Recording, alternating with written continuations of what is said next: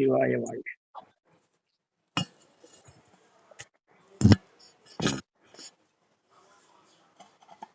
நமச்சிவாய வாழ்க. இன்று நாம் தரிசிக்கக்கூடிய திருத்தலம் திரு அரிசிலி. இதனுடைய இன்றைய பெயர் ஒளிந்தியாப்பட்டு என்பது ஒளிந்தியாம்பட்டு, ஒளிந்தியாப்பட்டு என்று மக்கள் வழக்கிலே அழைக்கப்படுகிறது. திண்டிவனத்திலிருந்து பாண்டிச்சேரி செல்லும் வழியில் கிளியனூர் சாலையில் கிளியனூர் தைலாபுரம் தாண்டி கீழ்புத்துப்பட்டு என்ற இடத்திலே ஒரு கைகாட்டி மரம் இருக்கு. அதிலே ஒளிந்தியாப்பட்டு என்று போடப்பட்டுள்ள பகுதியிலே சென்றால் அந்த சாலை இடதுபுறமாக பிரியும். அங்கு கேட்டால் சொல்வார்கள்.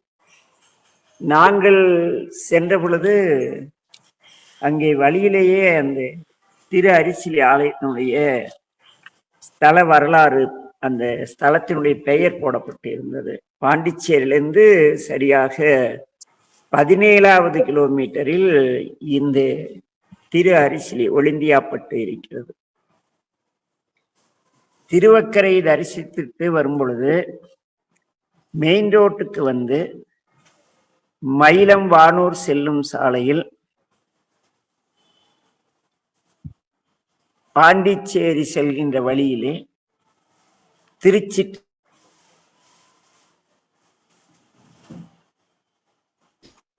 அந்த பாதையில் இருந்து இறங்கி திண்டிவனம் செல்லும் மார்க்கத்தில் சென்றால் கீழ்புத்துப்பட்டு வரும். அங்கிருந்து வலப்புறமாக திரும்பினால் ஒளிந்தியாப்பட்டு வரலாம். கோயில் வரை பேருந்து செல்கிறது. நீங்கள் சிரமப்படவே தேவையில்லை. திண்டிவனம் டு பாண்டிச்சேரி செல்கின்ற கிளியனூர் அந்த வழியாக செல்லும் பேருந்தில் ஏறினால் இத்தலத்தை சென்றடையலாம். அல்லது திருவக்கரையிலிருந்து உங்களுக்கு பேருந்துகள் இருக்கின்றன. இறைவனுடைய திருப்பெயர் அரசிலிநாதர், அஸ்வத்தேஸ்வரர், அரசலீசர் என்று இறைவனுக்கு 3 நாமங்கள். அம்பிகைக்கு பெரிய நாயகி, அழகிய நாயகி என்று 2 திருநாமங்கள்.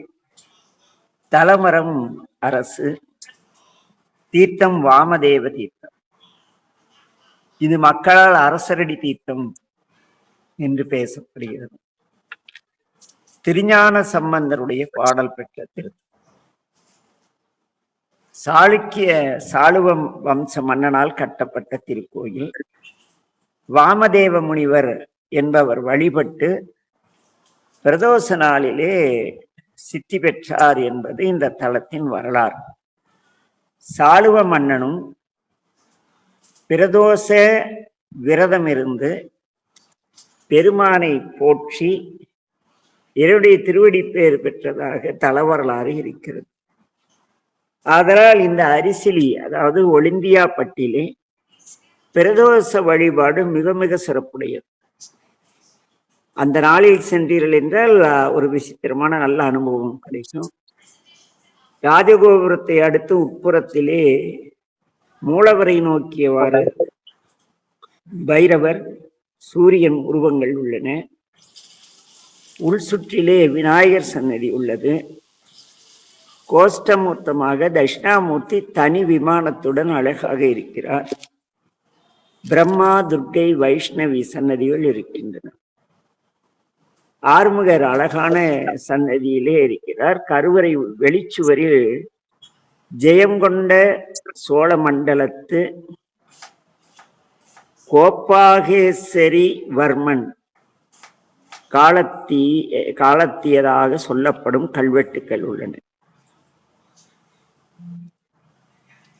4வரை தொழுது பக்கவாயில் வழியாக தளப்பதி கல்வெட்டை கண்டு படித்தவாறே உள் சென்று பெருமானை வழிபடும்படி அமைக்கப்பட்டுள்ளது. நேரே நடராஜ சபை உள்ளது. மூலவர் சிவலிங்க திருமேனி குட்டையானது. ஆவுடையாரும் தாழ்வாக இருக்கிறது. வளப்பாள் அம்பாளுடைய சன்னதி, தெற்கு நோக்கிய சன்னதி, நின்ற திருக்கோலம். வைகாசி விசாகத்தில் 10 நாட்களுக்கு பெருவிழா நடைபெறும் இத்திரு ஆலயத்தில்.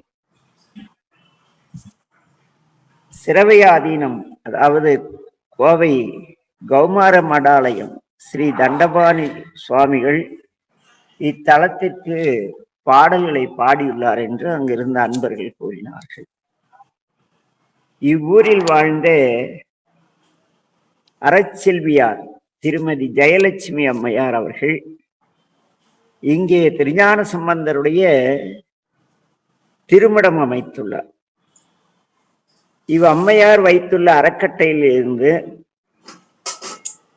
வைகாசி விசாக பெருவிழாவிலே 7ஆம் நாள் உற்சவம் தல மகிமைப்படி அரசமர வாகன உற்சவமாக விசேஷமாக கொண்டாடப்படுகிறது. ஸ்ரீ காஞ்சி காமகோடி பீடாதிபதி ஜகத்குரு ஸ்ரீ ஜெயேந்திர சரஸ்வதி சாமிகள் அவர்களின் பொன்விழா திட்டத்திலே நிதியுதவி பெற்றும் அரசு மற்றும் அன்பர்களின் ஆதரவாலும் திருப்பணிகள் செய்யப்பட்டு அச்சய ஆண்டு ஆனி மாதம் 4ஆம் நாள் 18/6/1986 கும்பாபிஷேகம் செய்யப்பட்ட திருத்தலம் இது. இத்தலத்திற்கு அருகாமையில் இரும்பை மாகாளம் என்ற பாடல் பெற்ற திருத்தலம் உள்ளது. இங்குள்ள கல்வெட்டு செய்திகள் படியெடுக்கப்பட்டு பாதுகாக்கப்பட்டு இருக்கின்றன. இத்திருக்கோயில் உள்ள 5 கல்வெட்டுக்கள் மிக முக்கியமானவை. அதிலும் முக்கியமானது விக்கிரம சோழதேவர், குலோத்துங்க சோழதேவர் ஆகியோருடைய கல்வெட்டுக்கள். இதிலே விக்கிரம சோழதேவரின் 6வது ஆட்சியாண்டு காலத்தில் இவ்வூர் ஜெயங்கொண்ட சோழமண்டலத்து ஓய்மாடான விஜயராஜேந்திர சோழ வளநாட்டு பெருவேம்பூர் நாட்டு தேவதானம் திருவரைசிலி என்றும் 12வது ஆட்சியாண்டில் ஓய்மா நாட்டு திரு அரசலி என்றும் 16வது ஆட்சியாண்டில் ஜெயங்கொண்ட சோழமண்டலத்து ஓய்மாநாடான விஜயராஜேந்திர சோழ வளநாட்டு பெருவேம்பூர் நாட்டு திரு அரசிலி என்றும் குறிக்கப்பட்டுள்ளது. இவ்வாலயம் சோழர்களால் பெரும் மானியங்கள் வழங்கப்பட்டதற்கான சான்றுகள் இருந்தாலும் கூட ஒரு கால நாங்கள் சென்ற பொழுது ஒரு கால வழிபாடு மட்டும்தான் நடைபெற்றது. அர்ச்சகர் அழைத்தால் வந்து தரிசனம் செய்வித்தார். இத்திருத்தலத்திலே ஞானசம்பந்த பெருமான் வந்த பொழுது மிக்க காலனை வீட்டி மெய்கட காமனை விழித்து புக்க ஊரிடு பிச்சை உண்பது பொன்றிகள் கொன்றை தக்க மிக்க காலனை வீட்டி மெய்கட காமனை விழித்து புக்க ஊரிடு பிச்சை உண்பது பொன்றிகள் கொன்றை தக்க நூறிகள் மார்பிற்றளவல வெந்நீர் அணிந்தாமை அக்கினாரும் பூண்ட இடம் அரசிலியே என்று பாடுவார். நாங்கள் எடுத்து எழுதி பொழுது அந்த கல்வெட்டிலே எழுத்துக்கள் சரியாக புலப்படாததால் அந்த எழுதியது சற்று படிக்க தடுமாறுகிறது. மிக்க காலனை வீட்டி மெய்கட காமனை விழித்து புக்க வீருடு குச்சை உண்பது பொன்றிகள் கொண்டை தக்க நூறிகள் மார்பிற்றவள வெந்நீர் அணிந்தமை அக்கினாரம் பூண்ட அடிகளுக்கு இடம் அரிசிலியே என்று பேசுவார். அப்படிப்பட்ட ஒரு நல்ல திருத்தலம். சீர்காழியிலிருந்து இந்த தலங்களுக்கெல்லாம் எப்படி 16 வயதிற்குள் பெருமான் சென்றார் என்பதெல்லாம் மிகப்பெரிய வியப்பு. ஏனெனில் நாங்கள் எல்லாம் தல யாத்திரை சென்ற பொழுது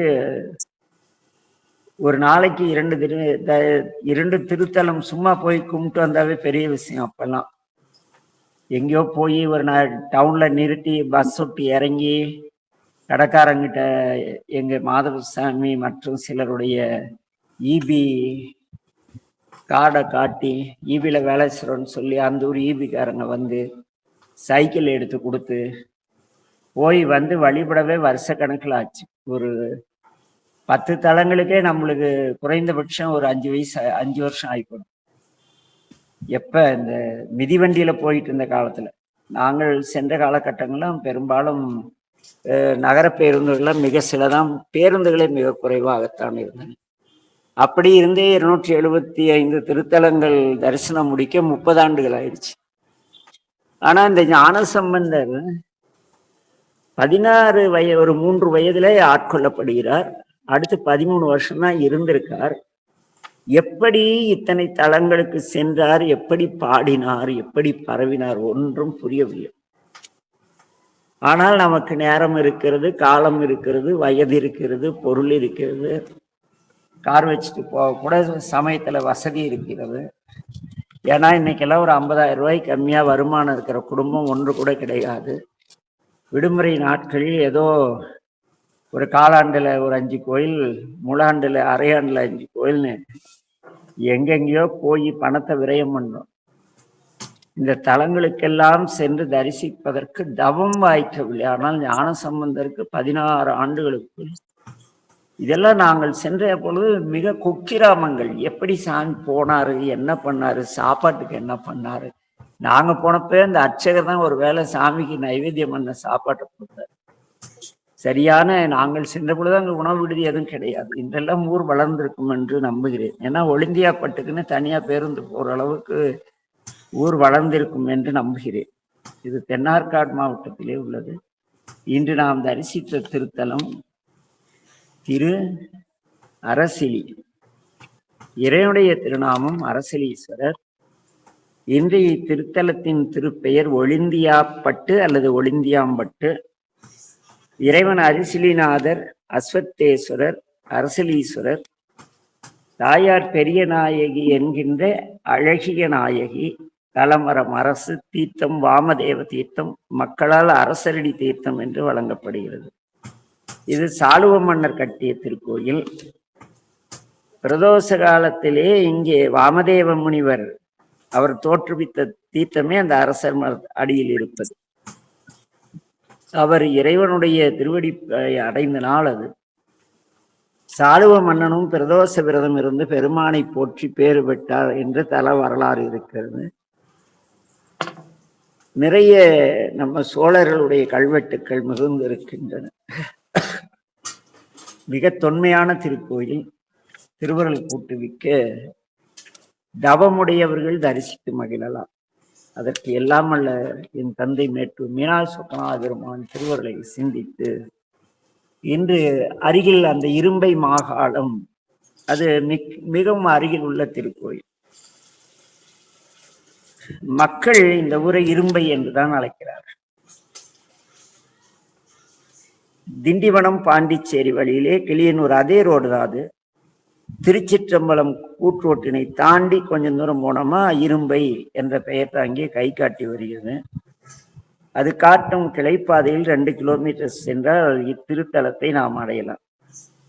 சாமி ஆலயம் சாலையோரத்திலே இருக்கிறது. மகாகாலர் வழிபட்ட திருத்தலம். அதனால இவருக்கு மகாகால ஈஸ்வரர் என்று பெயர். வடநாட்டிலே ஒரு மகாகாலர் இருக்கார். நம் தென்னாட்டிலும் அந்த மகாகாலர் வழிபட்ட திருத்தலம் இந்த ஊர். இன்றைய இரும்பை, புராண காலத்து பெயர் திரு இரும்பை மாகாளம். இறைவனுடைய திருநாமம் மகாகாலேஸ்வரர், மாகாளநாதர்.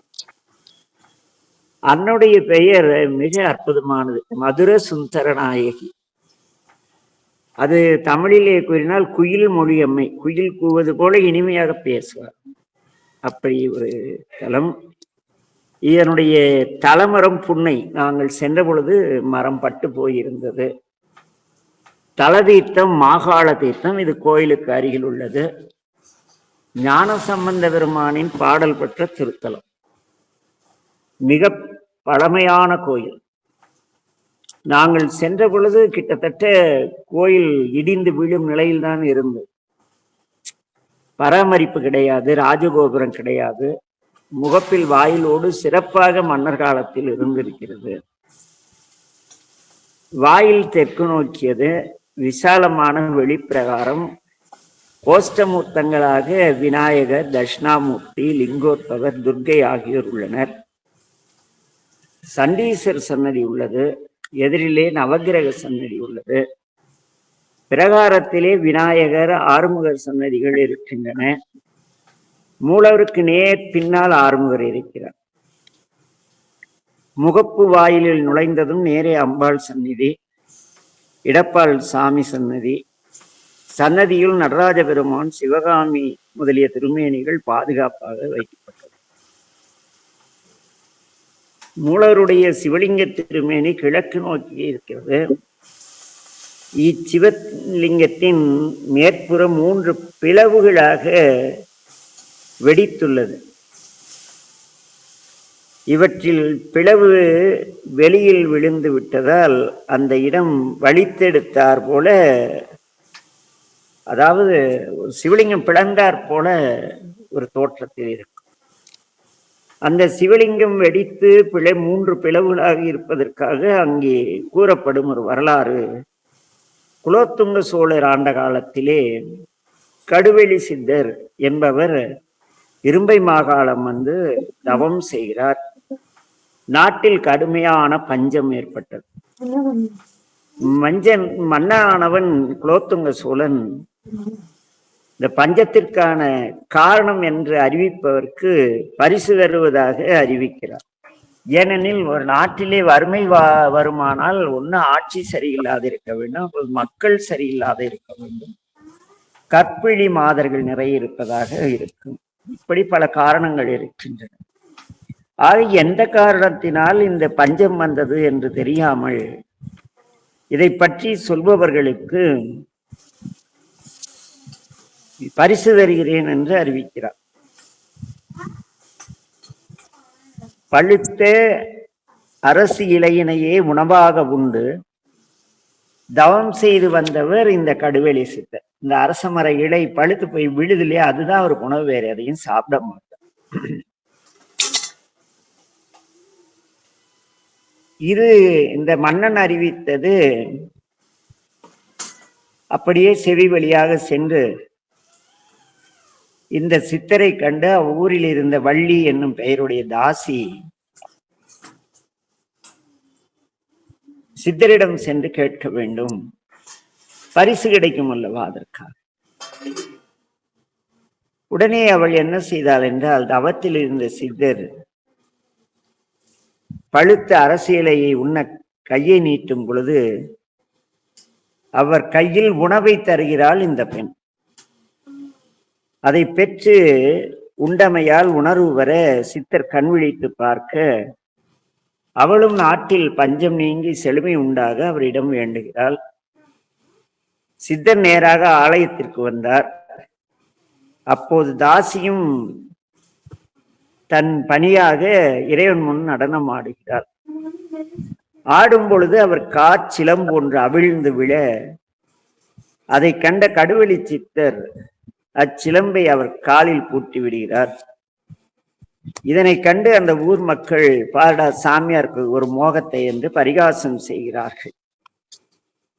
மனமுதிர்ச்சி அடையாத மக்கள் ஏளனம் செய்வதை கண்ட சித்தர் மனது தாங்க மாட்டாமல் கோபத்தில் இறைவனை நோக்கி பாட, இறைவனுடைய சிவலிங்க திருமேனி 3 சில்லுகளாக வெடித்தது. அதுக்கு அந்த கடுவெளி சித்தர் பாடிய பாடலும் அங்கே உண்டு. வெல்லும் பொழுது விடுவேன் வெகுளியை, செல்லும் பொழுது செலுத்துவேன் சிந்தையை, அள்ளும் பகலுமுனை தொழுவேன், கள்ளும் பிளந்து கழுவெடியாமே அப்படின்னு ஒரு பாடல் பாடுகிறார். அவ்வளவுதான். இறைவன் அந்த பாடலை கேட்டதான் அந்த சிவலிங்க திரும்பி அப்படியே பிளந்துருச்சு 3ஆ. மக்கள் அந்த சிவலிங்க திருமேனி வெடித்து சிதறுது. வெடித்ததை கண்டு அந்த மக்கள்லாம் பயந்து விட்டாங்க. வந்து சித்தருடைய காலில் விழுந்து, ஐயா எங்கள் பிழைகளை மன்னித்து விடுங்கள் என்று மன்றாடுகிறார்கள். உடனே மனமிறங்கிய கடுவெளி சித்தர் மீண்டும் ஒரு பாடலை பாடுகிறார். எட்டும் இரண்டும் அறிந்த எந்தனை, எட்டும் இரண்டும் அறிந்த உந்தனை, எட்டும் இரண்டும் ஒன்றதாமே என்று ஒன்றதாகும் என பாடுறார். 10 சில்லிகள அந்த திருமேனி சிதைஞ்சு போயிருந்து. 8 2 10. 8 2 அறியாத என்னை பட்டிமன்றம் ஏற்றினைம்பார். யாரு? மாணிக்க வாசகர். அந்த 8 2 என்ன? அவ்வளவு சாமானியமா சொல்ல முடியும் என்ன? ஆக 8 2 அறியாத என்னை அப்படின்னு அங்க அவர் பாடுறாரு. ஆனா இவர் என்ன பாடுறாரு? 8ம் 2ம் அறிந்த எந்தனை, 8ம் 2ம் அறிந்த உந்தனை, 8ம் 2ம் ஒன்றதாகுமே என்று பாடியதும், ஒட்ட பாடிய போது வெடித்த 3 சில்லுகள் பழையபடி ஒட்டி கொண்டன. ஒன்று மட்டும் வெளியே போய் வீழ்கிறது. அந்த சில்லு விழுந்த இடம் கழுவெளி என்னும் பெயரில் சிறு கிராமமாக பக்கத்தில் உள்ளது. இந்த செய்தி கோயிலில் வழிபாடாற்றும் குருக்கள் வழியாக நமக்கு கிடைத்தது. ஆக நம்முடைய கடுவெளி சித்தருடைய தவத்தை வெளியுலகுக்கு காட்டவும், ஞானிகளை இழிவு செய்து பேசும் மனிதர்களால் என்ன விளையும் என்பதை நமக்கு உணர்த்துவதுமாக இந்த வரலாறு. அம்பாளுடைய சன்னதி கிழக்கு நோக்கி உள்ளது. ஞானசம்பந்த பெருமான் பேசும் பொழுது வேதவித்தாய்,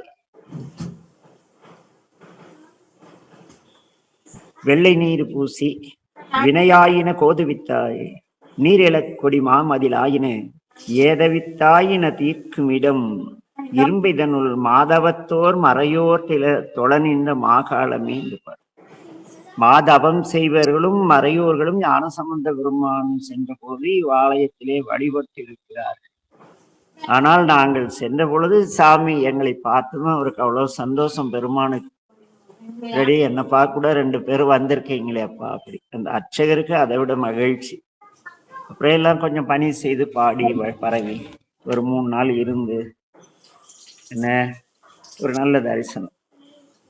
இன்று இவ்வாலயம் புதுப்பிக்கப்பட்டு நல்ல நிலை இருக்கிறதா இல்லையா, முழுதுமாக சிதைந்து போக சந்தர்ப்பம் கிடையாது. ஏனெனில் நிறைய மானிய நிலம் உள்ள திருக்கோயில். அதனால் எப்படியாவது இந்த ஆலயமும் புதுப்பிக்கப்பட்டிருக்கலாம் என்பது எங்களுடைய எண்ணம். திருவருள் அவ்வாறே இருந்தால் சிறப்பு. அருட்பாவிலே பக்தியுள்ளோர் என்னும் புகழ்கொள் இரும்பை மாகாளத்து நன்னும் சிவயோக நாட்டமே என்று பேசுவார். உங்களுக்கு சிவயோகத்தின் மேல் பற்று வர வேண்டுமானால் பக்தியுடன் சென்று இந்த இரும்பை மாகாளத்து இறைவனை வழிபட்டால் போதும் என்பது அருட்பா ஆசிரியரின் வாக்கு. இந்த ஆலயத்தின் இறைவனுடைய